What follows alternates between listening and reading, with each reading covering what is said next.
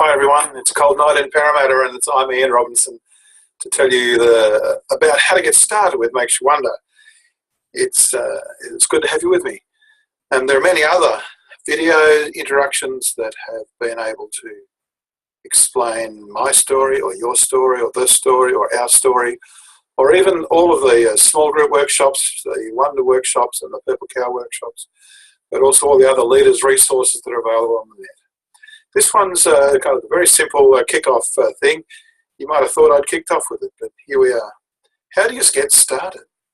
And how do you not stop at the start? Many people have said to me, I did that exercise that you did with us, and it was with my congregation. It was terrific. It was wonderful. Everybody said, let's do some more, but nobody seems to be able to find the time to come. It's typical, folks. Some people are afraid to do Makes You Wonder because they know it will change things. Not because they fear it won't work, but because they know it will. Not because they're afraid that God won't show up, but because they know God will. And things will never be the same again. They can no longer hold their faith just in here to themselves in some kind of selfish churchianity sort of way. Don't expect people to thank you if you do this workshop and come back with lots of great ideas and great enthusiasm and a different language and a different openness and a clearer authenticity. Some people will be afraid of it, and you just have to expect that and not despise it. It's okay. It's okay. It's not terminal fear. Love cast out fear. So love people. Love people. And did I mention loving people? Having said that, the foundation is, like these shells behind me, this foundation is going to be all about loving people. So how will you lead them as well? Well, I've done something on this before, but I just wanted to say, I think it's about eight things briefly. One is, whenever you can and wherever you can, begin with whomever you can. Start with one. And just talk about faith sharing. I did this on Saturday with some people from a church where which doesn't have a minister. It's long gone since population, that rural area, had enough people in the church to be able to afford a minister. So we talked about this, and on Sunday again, somebody welcomed me to their church and didn't know who I was. So I just said, "Do you come here regularly?" They said, "Oh yes, I've been coming here for however long." And I said, "Why? Why do you love it?" And she started to tell me why she loved it. It was lovely. It was beautiful. It's a lovely conversation. And I'd seen enough there to know that what she was saying, it was true. The next person I asked would say something quite different. That's fine. Start with one.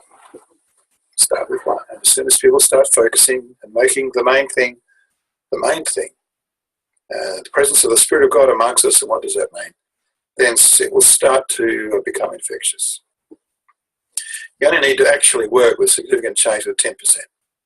And you'll see everything start to move. Don't treat that mechanically, mind you. The first thing you actually need to do is to pray.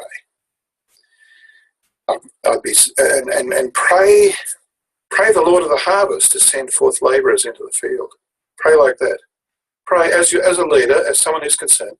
Pray that others will take this up. Pray. If they're a long way from this, that means you've got a lot of praying to do to pave the road back. Just as in faith sharing. If people are a long way from trusting in God, you've got a lot of praying to do to pave their road back. And so it is with the leadership of churches.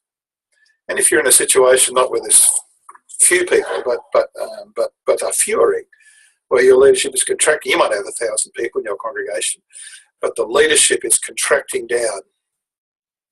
People are delegating up, the minister's ending up with more and more problem solving, or filling in. People are filling in too much, and when you have something, it's just the usual suspects who show up. You got trouble. You're in trouble. If you look at Gorkraj's book about how to kill your church without even trying, you'll see in the appendix there, Mr. Gil Can, C-A-N-N, writes, how do you know if your church is sick even though it looks healthy? And how do you know if your church is healthy even though it might look sick? Fantastic articles. Gaukroger. Gaukroger. Okay, so you've got to pray. You've got to pray ahead of time. You've got to start it. And when you're just getting sick of doing it, then someone will start to get it. And then you go again, the second mile. Okay, I'm telling you, this is how it starts. The next thing, ask in your church that when you meet and you pray for the world, you pray that people will become new disciples in your church.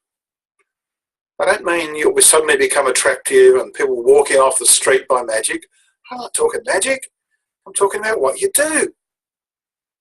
I'm talking about how you actually do the work of mission and evangelism, not magic. If we do this, then they will come. That's magic. That's not mission. So put in your church notices and instruct the people who lead the prayers in your worship to pray, amongst other things, for people to become new disciples in your midst and around you and in you. And even, and eventually pray for the renewal of the church, that we don't actually even want the answer to this prayer. Well, we do. Ask any grandparent if they want their grandchildren to come to Christ. They'll do anything. So start putting it, why am I saying this? Wouldn't that be obvious that a church would pray for people to become disciples? Well, I don't know if it's just my denomination, but they hardly ever do. Or they pray in such prosaic terms. Look, oh Lord, we pray for the lost, that they might find in Jesus the Saviour and Deliverer from all their sins, and the one who will turn the nation around. Honestly, it sounds great, but I think it's rubbish. Where's that prayer about our engagement with people? Where's the prayer that we will love our friends more, that we will become more authentic, that we will respect ourselves as Christians more, we will find the words, we'll find the space, we'll find the time. Where's the prayer for we'll find the money? Where are those prayers? Real prayers.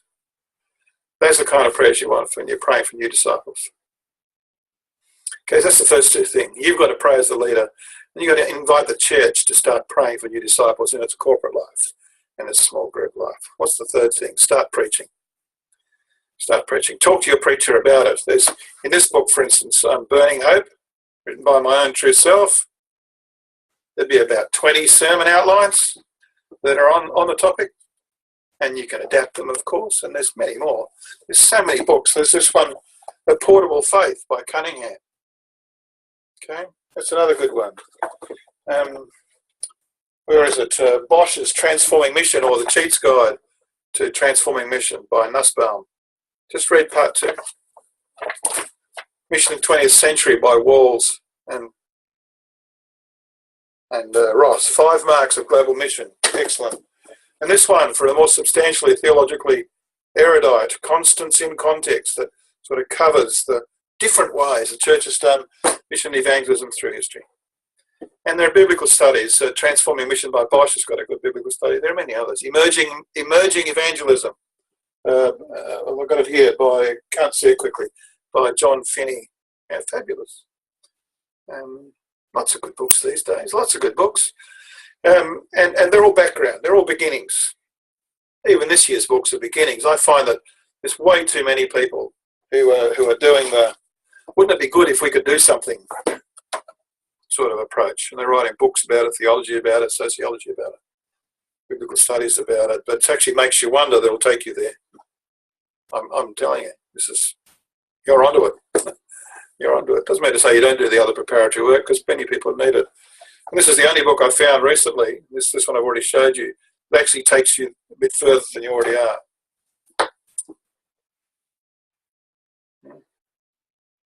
But you're onto it. So you start preaching a whole series, and you do a monthly series twice in 6 months. The church has other pastoral needs, and there are other needs in the wider world that people need to deal with.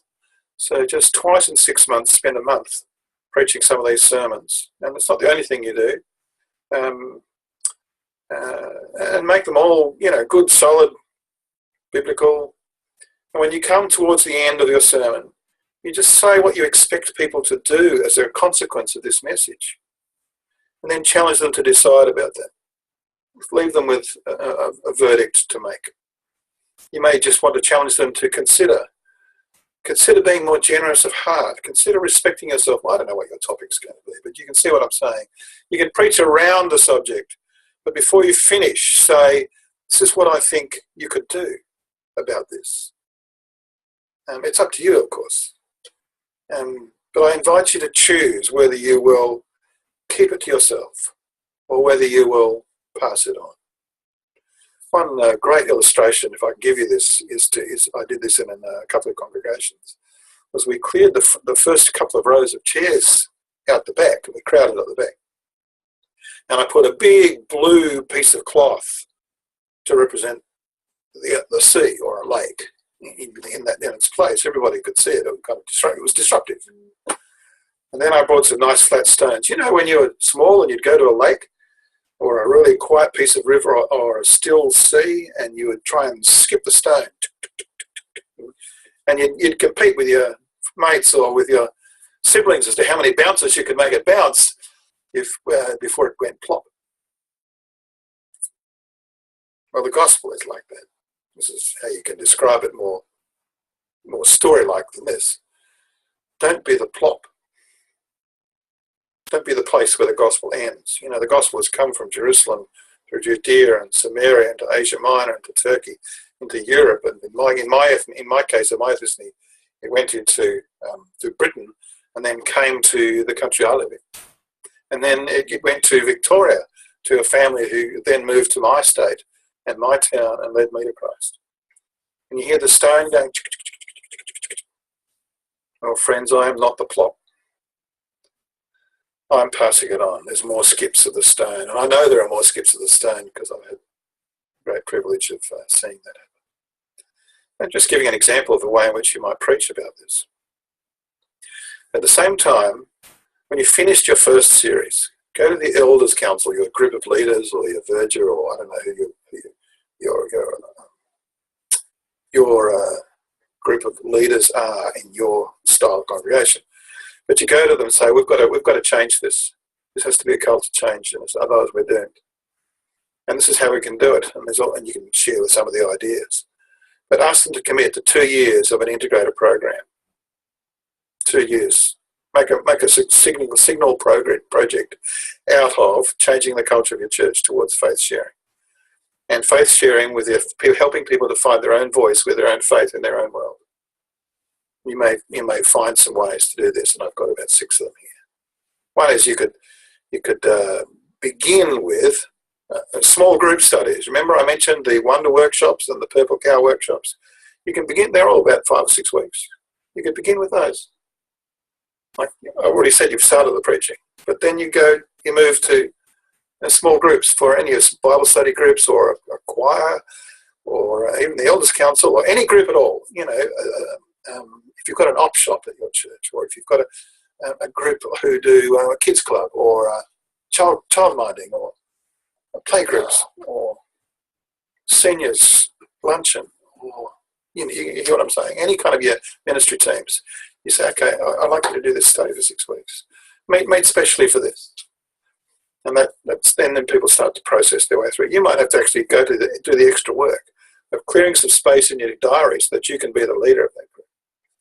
And you will lead it, if you follow the Makes You Wonder principles, you will lead it by asking open-ended questions and not pouring judgment on answers, but framing them so that everybody can see that they have wisdom and good intent. Okay, another way you can move forward is by advertising and forming a group. Those who like to know how to share their faith, please come together. And I'll run you through some exercises which will give you confidence. And you might get 2 people. Do it with 2. Hopefully you'll get 40 or something. I don't know how big your church is. But hopefully you'll get a good group and you can work it through. And they will then become your ambassadors for the next phase. You could do it instead of doing it for a small group over 6 or 7 weeks. You could have a retreat or a weekend camp or something like that and take people away and just do them all at once.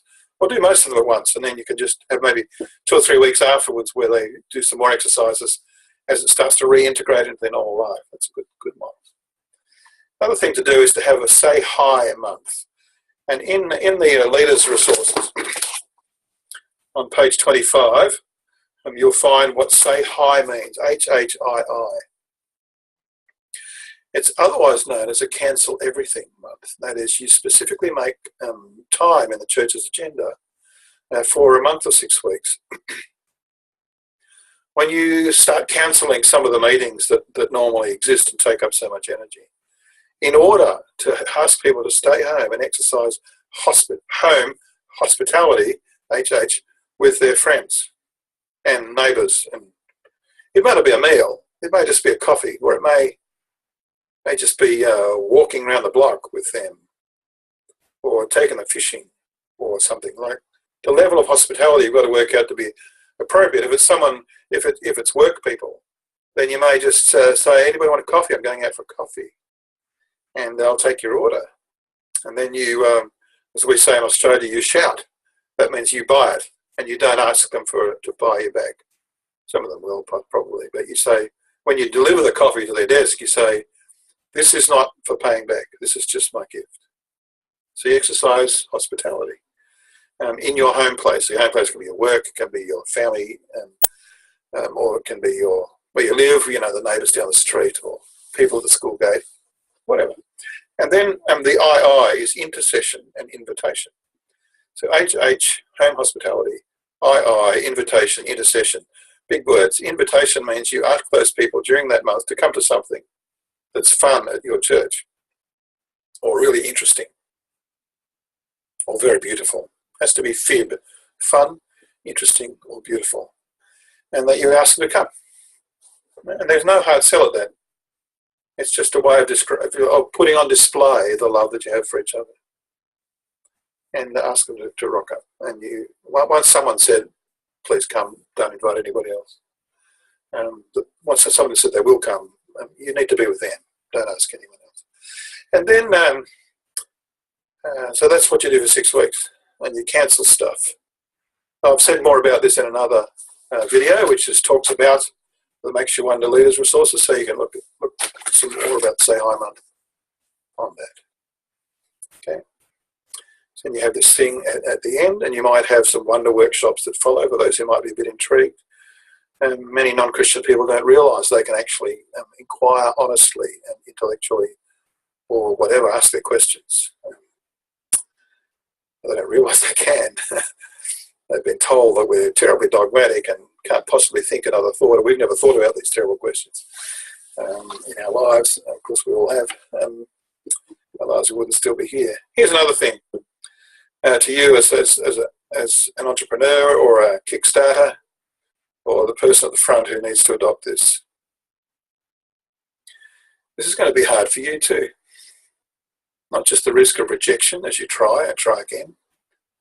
That'll happen, it takes 3 times before people say yes. Firstly, they say no because it's a new idea. That's enough. That's enough reason. Secondly, they say no because they can see it's going to change things. And that's, for them, out of their fear is enough. But the third time they actually listen to you and consider it. So don't be worried if you get knocked back 2 or 3 times. And just come back again. Come back again, keep praying. And pray for persistence. You know that saying, Push, it spells push. Well, you're not pushing people. You're just praying until something happens. There you are. And one of the prayers you can pray is this one. I invite you to actually share it with your whole congregation if they want to see the place change. Here it is. And it's one of the prayer resources that we talk about. But you can actually invite people during the preaching series, probably, to take this up as a spiritual discipline for the month that you're preaching on it. Just, let's make an experiment in prayer. And it's this. We can change the world in 5 seconds. And here it is. Each day you pray this prayer. Lord, lead me to someone today with whom I can share your influence in my life. Lord, lead me to someone today with whom I can share your influence in my life. 5-second prayer. That will change the world because it leaves the initiative with God, and it's a promise to God that if he nudges you in some way, if the Spirit leads, you'll follow. You'll obey, you'll respond, you'll develop the softness of your heart, the responsiveness of your being. And you'll love people. I tell you, the first opportunity you get will be on a day when you feel far from God and well under the weather. Yeah, it's normal. But you've prayed to God to do something, and friends, He will. He will. But I'm way too busy in my work. Try it. Try it. And I don't know what opportunity will come. Many of us are waiting for an opportunity when somebody says, look, tell me about Jesus in your life. Well, that's usually not the question they ask. You've got to learn. That's why the Makes You Wonder exercises completely expands, probably multiplies by 20 or 30 or 40-fold the number of options that you can respond to. It's a wonderful awareness raising and enabling resource for that. And so you can pray the 5-second prayer and just keep on going. So that's part of the inner work, the keeping on going. But you see, if you're leading change, or if you're managing change, if you're becoming what you want to see happen, or if you're leaving behind some old favourites in your own behaviour, you're leaving behind the way you used to say the gospel, instead of actually listening to where people are at.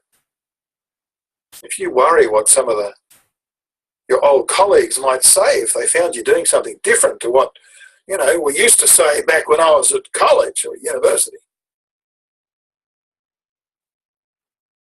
You've got to do some inner work about letting all those things go. I'm taking up the new wineskins. It's biblical. But there's some inner work in this. Another thing we need to do is to evaluate our progress. Like we're actually coming to work with a group of people to change the culture. And one of the things you do is that you institute some of these formal changes, but then you also got to work from the ground up in one of the 8 or 9 ways I've already mentioned, and continue to pepper away at changing the culture. That's how you start, and keep going beyond first resistance. And just when you're getting sick of it and you're getting tired of it, someone will get it, and then you'll need to go again. You can see why this inner work, this prayerfulness, is now required of you. That's why Jesus says, look, pray therefore the Lord of the harvest, because it's His work. It's He who gives the Spirit's work to give conviction and convincing. And we just spread lots of seeds, and we spread it in the ground as the ground can take.